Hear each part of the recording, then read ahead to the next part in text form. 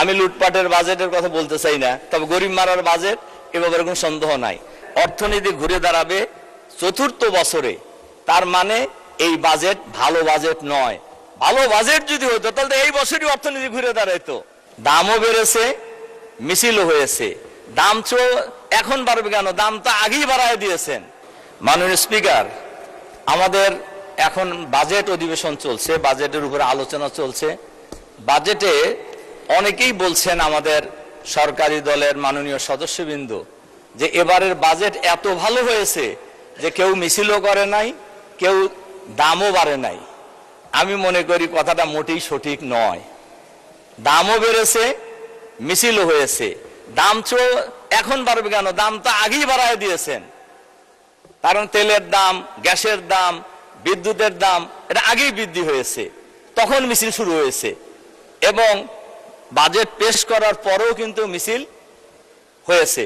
কাজেই দাম বাড়ে নাই। দাম, এই যে আমার হাতে এখানে একটা তালিকা আছে, আপনি যে সময় দিয়েছেন এই সব তালিকা বলা যাবে না কোন কোন জিনিসের দাম বাড়ছে, তারপর দুই একটার কথা বলি আর কি।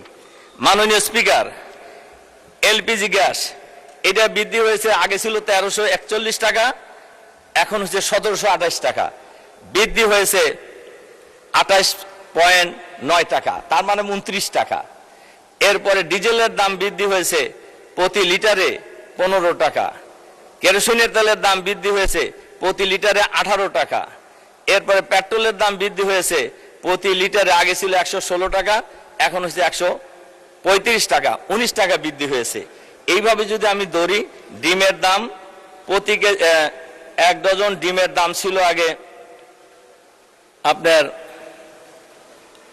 ব্রয়লার মুরগির ডিম ছিল 100, প্রতি কেজি ছিল মুরগি 185 টাকা, এখন হচ্ছে 200 টাকা। ডিম ছিল এক ডজন 135 টাকা, এখন হচ্ছে 145 টাকা। পেঁয়াজের দাম আগে ছিল 50 টাকা, এখন ছিল 58 টাকা।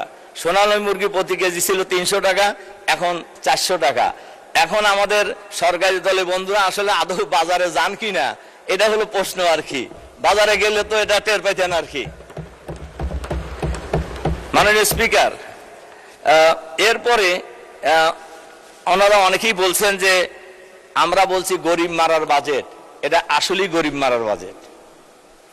আমি লুটপাটের বাজেটের কথা বলতে চাই না, তবে গরিব মারার বাজেট এ ব্যাপারে কোনো সন্দেহ নাই। আপনার যে সমস্ত জায়গায় ভ্যাট ধরা হয়েছে, তার মধ্যে মুদির দোকানেও ভ্যাট ধরা হয়েছে। আমাদের নেতা, বিরোধী নেতা বলছিলেন ফকিরকেও ভ্যাট দিতে হয়, না ফকির তো সারাদিন ভিক্ষা করে ওই মুদির দোকানে যায়, তার জিনিস কেনে রাত্রে খাবার জন্য, কাজে তাকেও ভ্যাট দিয়ে তারপরে বাড়িতে যেতে হয় জিনিস কিনে নিয়ে। তাহলে এটা কি গরিব মারার বাজেট বলতে হবে না? ভিক্ষা করে সে তাকেও ভ্যাট দিতে হয়। মাননীয় স্পিকার, এরপরে আমাদের মাননীয় অর্থমন্ত্রী বাজেটের উপর যে সংবাদ সম্মেলন করছিলেন, সেই সংবাদ সম্মেলন উনি খুবই ক্লিয়ার করে একটা সত্য কথা বলছেন।